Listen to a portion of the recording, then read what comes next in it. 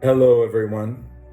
We're going to talk a little bit about how the ego creates this illusion. It's a disease of our interpretation of how we see life. We experience separation from people and places and emotions and feelings, and we create stories around that isolation. We experience abandonment and we create stories around abandonment, about our life, our childhood, our experiences. We feel victimized without really understanding it's all created in our own illusion because we cannot really experience abandonment or rejection or isolation. This is part of the disease of the ego.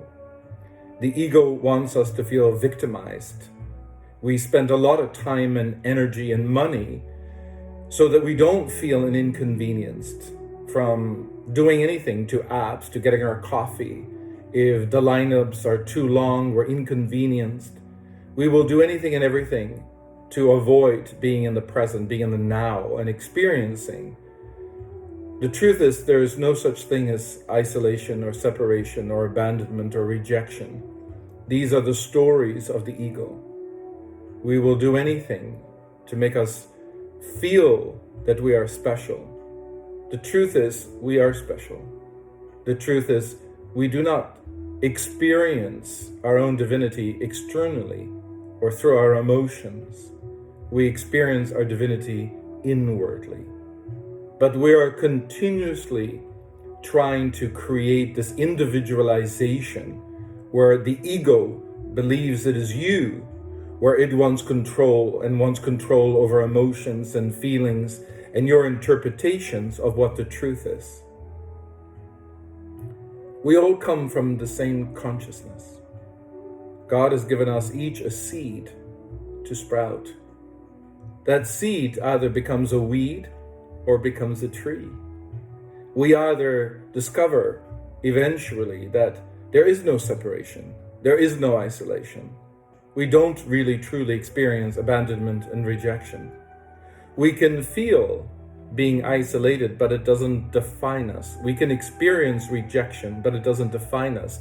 These are emotions. These are not natural states of the soul. When I went through my awakening, what surprised me the most is how my language, my perception of separation, of life, had really affected the quality of my soul to be able to express itself in its truest authenticity. When we are angry, when we are mad, when we didn't get our parking spot, when we allow our emotions to define, we're actually suffocating the qualities of our soul. Can I experience rejection? Sure, but it's meant to be a fleeting moment of an experience. It's not meant to define me. And the ego consumes our identity around our emotions and feeling, creating the illusion of separation and isolation.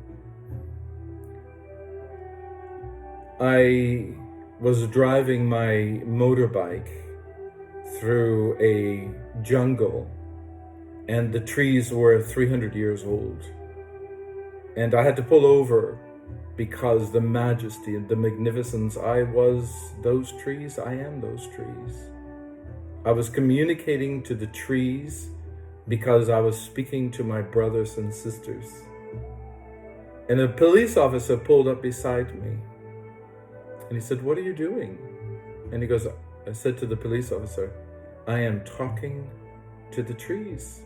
He goes, "I do that all the time. When you no longer are separate from the things around you. You and I are from the same seed, the same tree. We are not separate. But we spend so much time trying to create our own individuality through the ego instead of becoming present. The more present we become, the more silence we allow ourselves to be absorbed in. When you experience true silence and it begins to absorb you into pure consciousness, you don't see yourself as abandoned or rejected or separated or isolated. When I see a leaf on the floor, I know that is me. A part of me has died, and a part of me is going through a cycle of birth and death. When I see the ocean, I see myself being that consciousness in the ocean. When I see a flower bloom, I know that is an aspect of my consciousness blooming. We are everywhere. We are not separate from anything. This is the illusion of the ego.